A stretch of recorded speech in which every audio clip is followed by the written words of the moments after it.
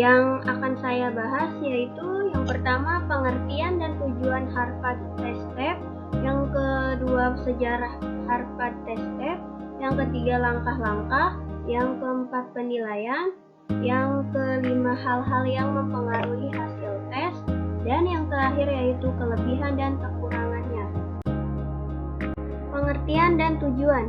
Harvard Step Test adalah jenis tes kardiak untuk mendeteksi dan atau mendiagnosa penyakit kardiovaskuler. Tes ini menghitung kemampuan untuk berolahraga secara terus-menerus secara interval diperpanjang waktu tanpa melelahkan. Sedangkan tujuannya adalah untuk memantau perkembangan atlet sistem kardiovaskuler. Sejarah Harvard Step Test adalah tes yang dilakukan di laboratorium Harvard University sejak sebelum PD2. Pada awal mulanya tes ini dilakukan di Amerika Serikat untuk menyeleksi personil tentara PD2. Langkah-langkah Harvard Step Test ada 6. Yang pertama yaitu hitung denyut nadi probandus saat setelah beristirahat 5 menit. Yang kedua, probandus naik turun meja mengikuti irama metronom selama 5 menit atau sampai dia capai dengan ritme 30 langkah per menit. Yang ketiga, awasi gerakan kaki probandus jangan sampai terlalu cepat atau terlalu lambat dan usahakan telapak kaki probandus seluruhnya menapak di meja. Yang keempat, jika probandus iramanya sudah tidak sesuai lagi, berarti dia sudah capek. Yang kelima, kalau tes sudah selesai, probandus istirahat 1 menit. Setelah 1 menit itu denyut nadi probandus selama 30 detik.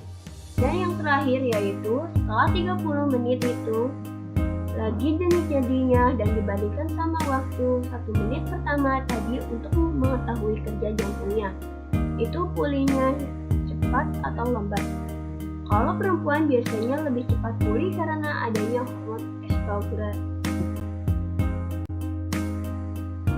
Dalam penelitian ini, instrumen yang digunakan yaitu Harvard Step Test adalah mengukur physical fitness atau kebugaran siswani dengan naik turun bangku setinggi 50 cm untuk pria dan 42 cm untuk wanita dan mengikuti irama yang teratur selama 5 menit.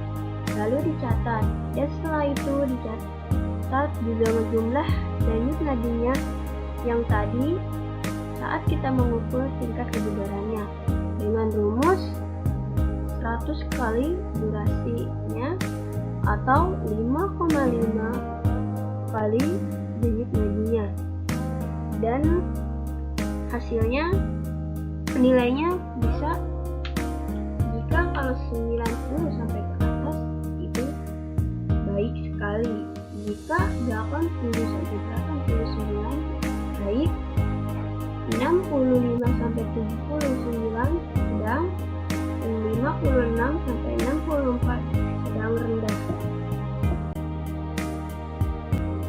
Hal-hal yang mempengaruhi hasil tes ada 4. Yang pertama tinggi badan, yang kedua berat badan, yang ketiga motivasi, dan yang terakhir yaitu kondisi lingkungan saat percobaan dilakukan.